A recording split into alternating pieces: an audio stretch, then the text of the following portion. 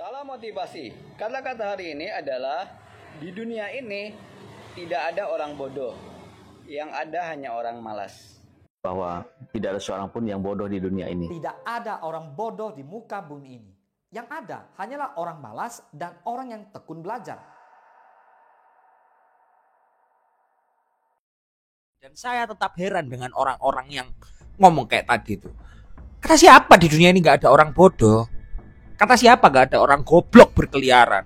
Orang-orang yang tadi itu ngomong gak ada orang bodoh di dunia itu seenaknya dengan kedok motivasi. Saya yakin 100% orang yang ngomong kayak gitu itu pasti gak pernah bersentuhan langsung dengan orang goblok. Mereka cuma melihat kebodohan dari helikopter view. Dan saya yakin mereka gak pernah terlibat adu argumen. Dan mungkin juga gak pernah berkonflik dengan orang-orang tolol. Karena pada faktanya orang goblok itu nyata dan ada di mana-mana.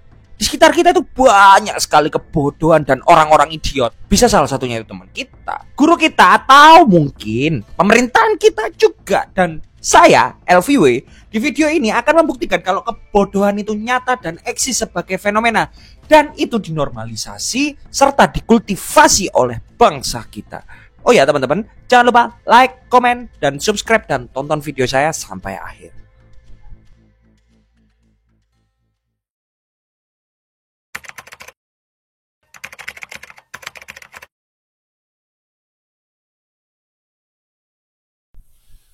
Ini ya saya jelaskan ya, manusia itu nggak pernah bodoh secara natural. Homo sapiens adalah makhluk tercerdas yang lebih pintar dari makhluk apapun di dunia. Tuhan menciptakan kita dengan innata idea dan kebodohan itu nggak dibanding di dalamnya. Manusia nggak mungkin terlahir goblok. Tapi itu bukan berarti nggak ada manusia yang tolol.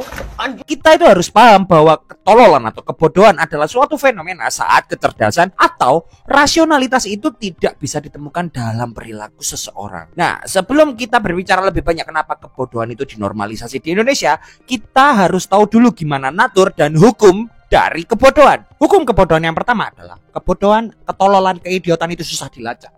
Karena kita, orang yang nggak bodoh, itu seringkali meremehkan seberapa banyak orang tolol dan idiot di sekitar kita. Kebodohan itu seringkali menyembunyikan dirinya dan berkamuflase dalam simbol atau status sosial seperti pekerjaan, harta, atau bahkan cara dan teknik komunikasi. Kita seringkali berpendapat bahwa orang kaya atau orang lulusan S1, S2, S3 itu pasti pinter dan bukan orang goblok. Nah, tapi pada faktanya itu belum tentu. Karena ini berkaitan dengan hukum kebodohan yang kedua, yaitu kegoblokan itu nggak mandang status, pekerjaan, gender, atau bahkan ras dan agama.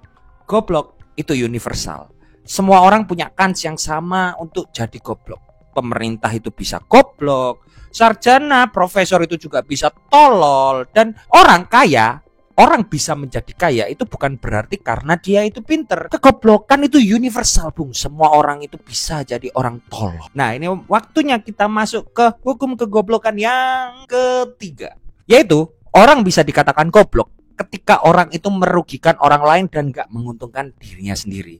Maksudnya, natur orang goblok itu selalu berusaha merugikan orang lain dan dirinya sendiri. Misal yang ini, gas 3 kilo, tutupnya yang warna merah, isinya air. Saya yakin orang itu gobloknya level dia. Udah jelas LPG itu isinya gas kok. Dan no comment lah. Ngapain komen orang tolol. Lalu video yang ini. Oh, kurang cek ya ini. Nah, mana ya?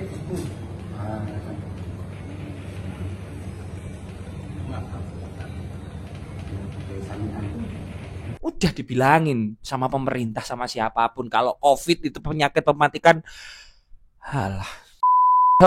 Itulah tindakan goblok yang merugikan banyak orang dan juga jelas merugikan dirinya sendiri. Dan tindakan itu dilakukan tanpa adanya keuntungan yang jelas pula. Orang goblok itu beda sama orang jahat atau maling. Maling itu merugikan orang lain tapi dia menguntungkan dirinya sendiri.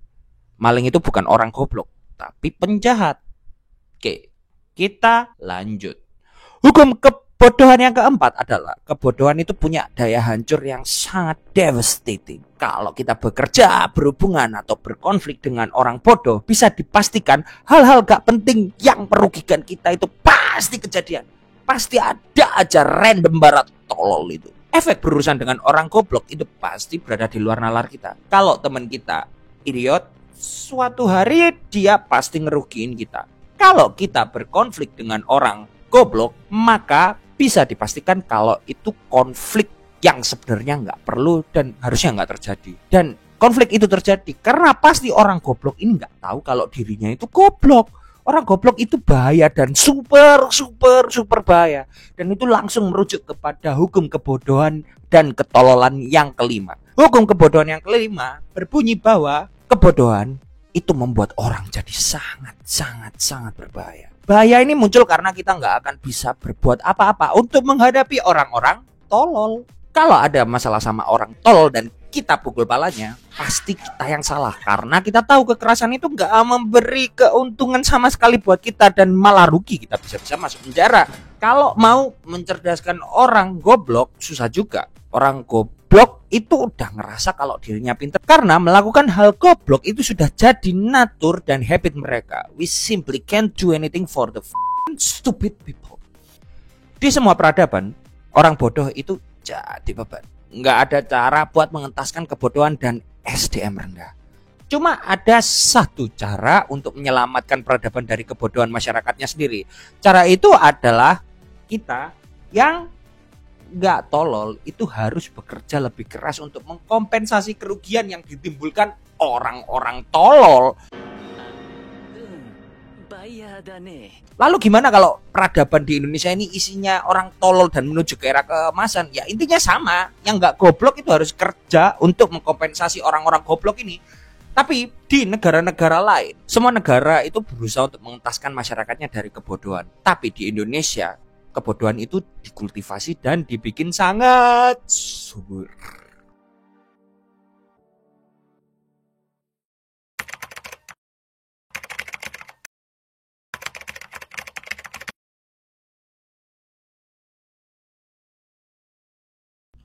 Oke teman-teman, di chapter ini kita masih bicara tentang kegoblokan dan ketololan. Jadi gini ya teman-teman, kalau teman-teman punya pertanyaan terkait kenapa sih orang bodoh atau orang idiot, orang tolol itu bisa sukses dan kaya lebih cepat daripada orang-orang yang pintar? Oke, berarti pertanyaan kalian salah. Harusnya pertanyaan itu adalah kenapa narasi soal kebodohan termasuk bentuk dan produk dari kebodohan itu laku keras? Jawaban dari pertanyaan ini adalah kebodohan itu sebuah komoditas yang laku dijual kepada orang-orang yang sama gobloknya. Orang-orang bodoh itu punya pattern yang sama, yaitu mereka cuma percaya pada apa yang mereka pikirkan. Orang bodoh itu cuma mampu berpikir dalam garis satu dimensi. Sederhananya kayak gini, orang goblok itu nggak bisa mikir dua kali atau second guessing. Sifat orang bodoh itu udah pasti yang pertama impulsif, reaktif, emosional, dan yang pasti dan terakhir itu pasti sangat arogan. Arogansi dan sifat impulsif dari orang bodoh ini adalah dua hal yang paling parah yang bisa ditemukan ketika kita membedah otaknya orang idiot. Dan kapitalisme ini tahu 100% gimana caranya mengeksploitasi dua sifat ini. Kapitalisme menciptakan ekosistem di mana kebodohan itu dipelihara dan mungkin dalam kondisi tertentu dirayakan. Jadi, gimana caranya kebodohan dijual sebagai komoditas? Gampang. Ada dua metode utama yang sering digunakan. Pertama, kapitalisme harus menciptakan produk bodoh yang bisa dikonsumsi tanpa mikir. Kedua, kapitalisme berusaha membentuk lingkungan yang memastikan orang-orang tetap bodoh agar mereka terus mengkonsumsi produk goblok yang mereka bikin secara massal. Kita mulai dari metode pertama, produk goblok. Kapitalisme sangat jago dalam menciptakan produk-produk yang gak butuh otak, gak butuh nalar, gak butuh logika buat dikonsumsi. Coba lihat konten viral di media sosial, terutama di TikTok. Apa isinya TikTok? Oke, saya berusaha menjabarkan isinya TikTok dengan yang pertama. Isinya TikTok adalah potongan film yang judulnya dibikin sangat eksplisit dan jauh dari esensi filmnya. Lalu isinya yang kedua adalah prank remeh dan sangat murah. Dan yang ketiga dan pasti terjadi di semua orang adalah konten-konten bau selangkangan. Selanjutnya, konten TikTok diisi oleh clickbait ngawur. Dan yang terakhir, konten ini isinya konten kreator yang mengeluarkan opini tanpa dasar yang jelas, tapi dikemas dengan gaya yang sangat meyakinkan. Say some random nonsense and we'll do one. Okay, I don't believe in human rights. Pertanyaannya, kenapa TikTok kok kayak gitu? Dan kenapa konten-konten itu selalu kayak gitu. Karena sederhana. Semakin sederhana dan semakin konten itu nge-trigger, semakin besar kemungkinan orang-orang goblok buat ikut-ikutan dan nyebarkan konten itu. Dan TikTok isinya orang tolol. Orang goblok gak butuh fakta atau logika. Orang goblok cuma butuh sesuatu untuk bikin keyakinan mereka tervalidasi. Makanya berita hoax dan teori konspirasi ini tuh laku keras kalau dijual ke makhluk SDM rendah. Saya heran, kok bisa orang-orang itu percaya bumi itu datar dan mereka percaya kalau SCP itu ada. Padahal kan ya SCP itu no comment lah ya. Jadi gini, back to the point. Logika sederhananya adalah kayak gini. Kalian akan cepet kaya kalau kalian membuat orang goblok itu ngerasa pinter. Gak percaya? Coba lihat orang yang review buku ini. Orang yang nulis ini gua nggak ngerti ini karena isinya tuh beneran daging, beneran. Apalagi buat teman-teman yang sekarang menuju beranjak dewasa.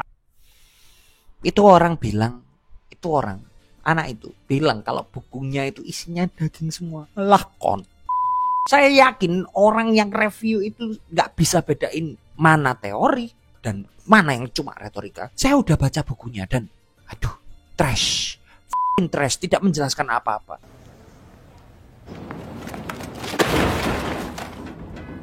Tapi kalau orang goblok yang baca buku itu, dia pasti ngerasa udah kayak Thomas Shelby yang jago sekali manipulasi. Dia udah ngerasa kayak Julius Caesar gitu yang bisa menaklukkan satu benua. Alah god. Oke, kita lanjut. Back to the point. Produk goblok itu nggak cuma ada di media sosial atau di dunia perbukuan aja. Coba kita tengok industri hiburan dan perfilman. Semakin goblok sebuah acara TV atau film, saya yakin filmnya semakin laris. Reality show yang isinya settingan goblok dan bisa dibilang gak realistis, laku keras. Film horor jumpscare berkedok kisah nyata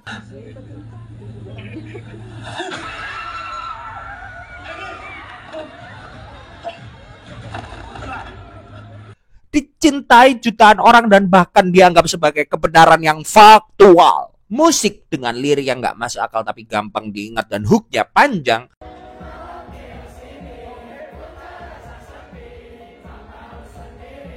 Jadilah soundtrack generasi Z. Orang goblok suka hal yang mudah dikunyah dan kapitalisme dengan senang hati menyajikan makanan instan untuk otak-otak dangkal mereka. Sekarang masuk ke metode kedua, yaitu gimana caranya menjaga kebodohan tetap hidup. Kapitalisme itu nggak cuma jualan kebodohan, tapi juga bikin sistem yang memastikan kebodohan itu tetap ada dan langgeng dan bahkan berkembang. Makin goblok aja orang-orang itu. Itu tujuan kapitalisme. Pertanyaannya gimana caranya? Pertama, lewat pendidikan yang dikontrol sedemikian rupa biar gak bikin orang terlalu kritis. Sistem pendidikan dibuat membosankan, gak relevan, dan lebih fokus ke hafalan daripada pemahaman. Tujuannya biar orang-orang tumbuh tanpa kebiasaan berpikir yang analitis dan juga kritis. Kedua, kapitalisme ini ngasih distraksi tanpa henti. Dari pagi sampai malam kita itu dibombardir dengan hiburan, gosip baru, tren baru, dan kecanduan scrolling atau dumb scrolling itu adalah habit dari manusia abad ke-21. Orang goblok akhirnya nggak punya waktu buat mikir karena mereka terlalu sibuk ngejar dopamin instan dari konten yang nggak ada gunanya sama sekali.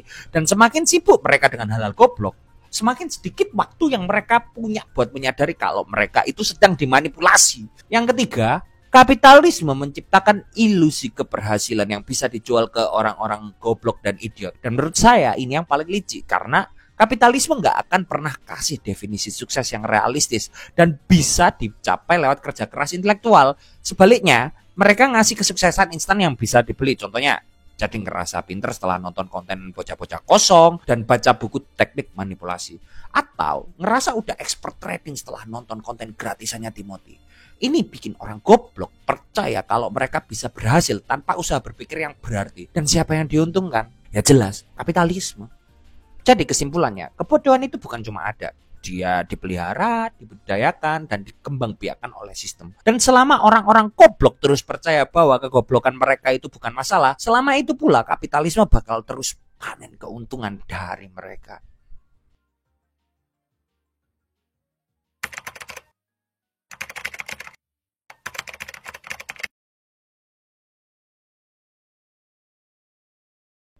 Di momen ini, di era ini, dunia itu dibagi menjadi dua bagian. Dunia miliknya orang-orang pinter dan satunya milik orang bodoh.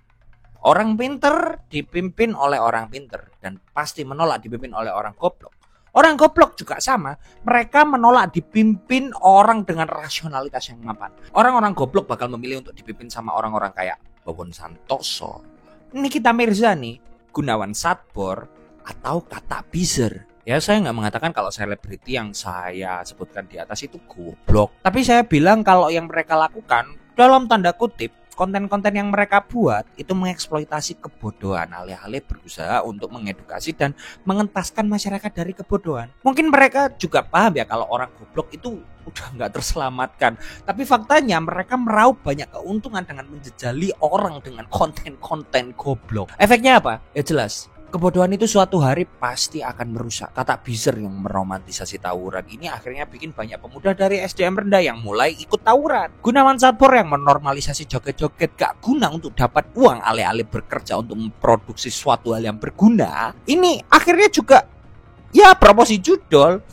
Sultan Akhyar yang bikin konten mandi lumpur dengan tenangnya juga dapat atensi dan saweran dari orang yang sama gobloknya. Begitupun ribuan cewek-cewek goyang di TikTok yang bikin orang makin mesum dan makin sangean. Kebodohan itu gak ada batasnya. Dan efeknya apa? Orang pintar akhirnya harus berhadapan face to face dengan orang idiot dalam berbagai panggung kemasyarakatan. Misal dalam politik. Sekarang orang goblok berani nyalon jadi pemimpin, jadi dewan. Karena mereka merasa punya banyak pengikut yang sama gobloknya dengan dirinya. Hal politik nggak? Penasaran?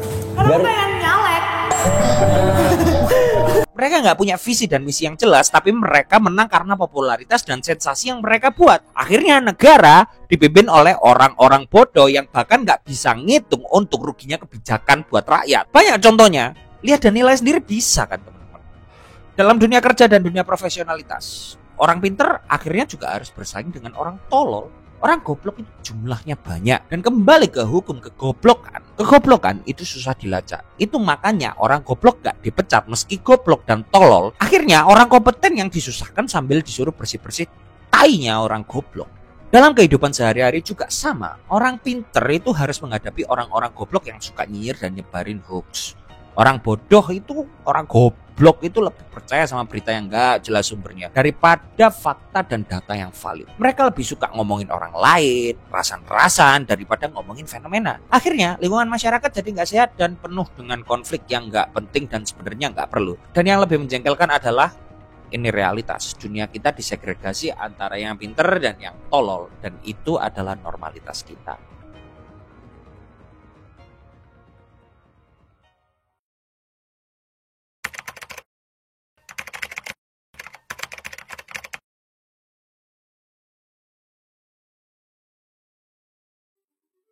Kebodohan atau kegoblokan itu kayak lingkaran setan yang terus berulang, diwariskan dari generasi ke generasi dan makin diperparah oleh demokrasi. Kenapa? Karena demokrasi itu kasih hak suara ke semua orang, termasuk yang goblok, dan yang goblok ini jumlahnya banyak. Akhirnya pemimpin yang dipilih bukan yang paling kompeten, tapi yang paling bisa ngejual omong kosong ke mayoritas orang-orang goblok. Setiap 5 tahun siklus ini berulang. Orang-orang goblok milih pemimpin yang mereka kira bisa menyelamatin mereka dari kebodohan. Padahal justru yang terpilih itu yang paling jago manfaatin kegoblokan mereka. Lalu mereka kecewa, marah, dan berharap pemilu berikutnya ada perubahan. Dan spoiler alert ya teman-teman, nggak bakal ada perubahan. Kalau demokrasi tetap berjalan, kebodohan tetap langgeng. Kalau kebodohan tetap langgeng, orang-orang goblok tetap punya kuasa untuk merusak dunia dengan keputusan-keputusan tolol mereka. Jadi kalau kamu berharap ada solusi buat kebodohan, ya siap-siap aja kecewa. Satu-satunya cara keluar dari kebodohan ini adalah mungkin dengan gak jadi bagian dari kegoblokan itu sendiri. Tapi juga gak bakal banyak ngubah keadaan, karena yang goblok masih jauh lebih banyak daripada mereka yang sadar. Kesimpulannya, gak ada solusi. Demokrasi melanggengkan kegoblokan dan kita semua terjebak di dunia yang goblok. Dan kita yang gak goblok harus mengkompensasi tai yang dilemparkan orang goblok ke muka kita.